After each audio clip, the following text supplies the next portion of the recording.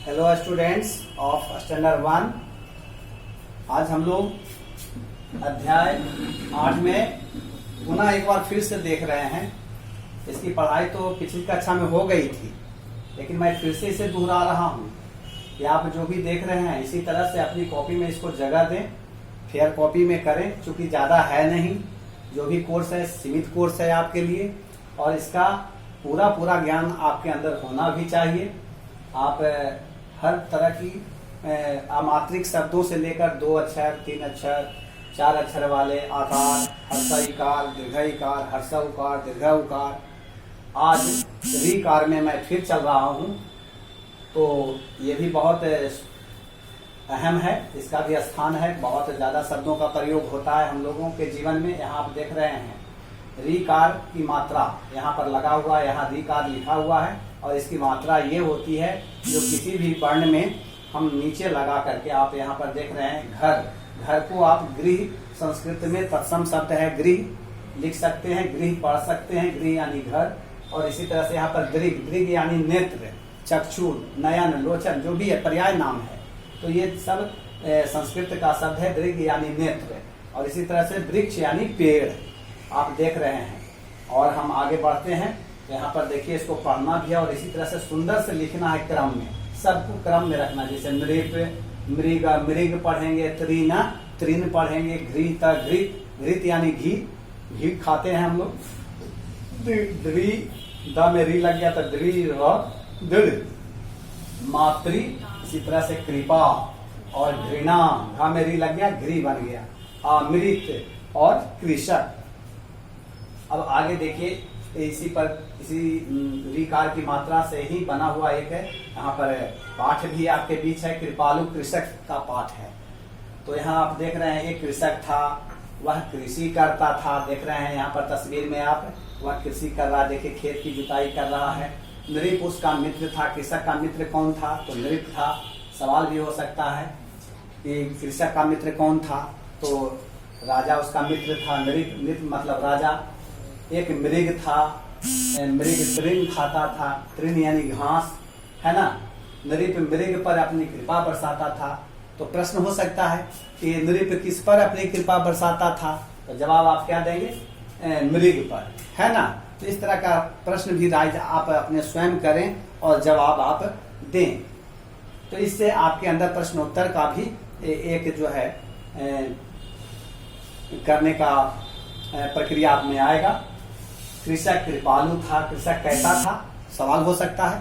तो जवाब में आप क्या बोलेंगे? कृपालु था। कृपालु यानी दया करने वाला, है ना। वह हर दिन एक वृक्ष लगाता था। तो इसमें आप जहां भी देख रहे हैं रीकार की मात्रा से बना हुआ शब्द ही ज्यादा आया है, बार बार आया है। तो इससे आपको री की अवधारणा को समझना है और इसको पढ़ने में कोई दिक्कत आपको नहीं होगी, समझना है इसको। नृप मृग पर अपनी कृपा बरसाता था। इस तरह से आप देख रहे हैं कि इस प्रकार इसका कहानी समापन हो जाता है। अब यहाँ पर अध्यापन संकेत है कि देखिए री का उच्चारण करना सिखाएं, तो आप लोग सीखेंगे इसी तरह से जैसा मैं यहाँ पर बता रहा हूँ। और री की मात्रा देखिए नीचे लगता है, बनाना सिखाकर उसे बनने वाले शब्द लिखने और पढ़ने का अभ्यास तो यहाँ पर दिया गया है आपको, इसीलिए इसको अभ्यास करना है, पढ़ना भी खुद है। और उससे आगे इस पाठ के आगे अब आपके लिए अभ्यास भी दिया गया है, यहाँ पर आप देख रहे हैं। तो ये अभ्यास भी पाठ लिखने के बाद आप अगले पेज में उसको क्या करेंगे? बना लेंगे अच्छी तरह से, सुंदर से।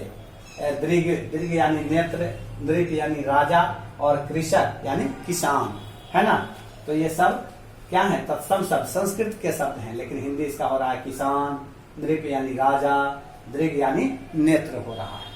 अब नंबर 2 में री की मात्रा, यहाँ पर आप देख रहे हैं ये मात्रा है, लगाकर अधूरे शब्दों को दोबारा लिखिए। यहाँ पर कपा लिखा हुआ है और इसमें अगर आप री कार लगा दिए, का में री लगा दिए तो क्या बन गया? कृपा। इसी तरह से अमत लिखा हुआ है, अमत कोई शब्द नहीं है, लेकिन आ और माँ में हम री लगा दिए। क्या लगा दिए? देखिए यहाँ पर, तो आ अमरी, अत अमृत बन गया। इसी तरह से घट लिखा हुआ है, लेकिन घट कोई शब्द नहीं है, क्या बन जाता है? घृत, घृत बन जाता है। इसी तरह से कपन कोई शब्द नहीं है, क्या बन जाता है? का में री लगा दिए तो का से क्री इसको पढ़ने लगते हैं, का से उच्चारण क्री में बदल जाता है रीकार की मात्रा लगने से, तो बन गया कृपन। कृपन यानी कंजूस होता है। अब इस तरह आप नीचे देख रहे हैं मात लिखा हुआ है, तो मात में यहाँ त में री लगा दिए तो क्या बन गया मातृ यानी माता। और इसी तरह से बसभ नहीं होता है, क्या होता है वृषभ यानी बैल। बैल को संस्कृत में वृषभ कहते हैं। ठीक है, अब आप समझ रहे हैं। ये सब आप लोग इसी तरह से सुंदर से अपने कॉपी में इसको बनाएंगे। अब यहाँ पर 3 में नंबर में देखिए मृग को तृण तक पहुंचाइए। बड़ा एक बना हुआ पजल टाइप का घर है, आपको लग रहा है कि भाई कहाँ से इसको क्या करें, तो आप समझने का जरा प्रयास करें। देखिए घास वहां है और मृग को कैसे जाना है, इस घर से होकर के ही गुजरना है, कहाँ तक पहुंचना है घास तक। तो यहाँ पर आप देखिए रास्ता कहीं कहीं ब्लॉक लग रहा है, तो यहाँ से ये मृग इस तरह से चलेगा और चलता हुआ देखिए उसको जगह मिलता जा रहा है ना। इस तरह से वो आता है और जहाँ रास्ता खुला है वहीं से ना होकर के जाएगा, तो रास्ता उसको ब्लॉक नहीं होना चाहिए, तो इस तरह से वो घास तक पहुंच जाता है। तो ये थोड़ा खेल वाली पहेली है, आपको बच्चों को समझने के लिए दिया गया है। आप लोग अपने कॉपी में इसी तरह से इसको या तो आप लोग फोटो या करवा लेते हैं, क्या करवा लेते हैं, फोटो स्टेट वगैरह करवा करके चिपका लेते हैं, या जैसे संभव हो आप लोग इसको करेंगे। तो बस आज आपके कक्षा के लिए इतना ही कार्य दिया गया है। आप लोग पुनः इस पाठ को फिर पढ़ें और इसे अपने कॉपी में बना लेंगे। बहुत बहुत धन्यवाद।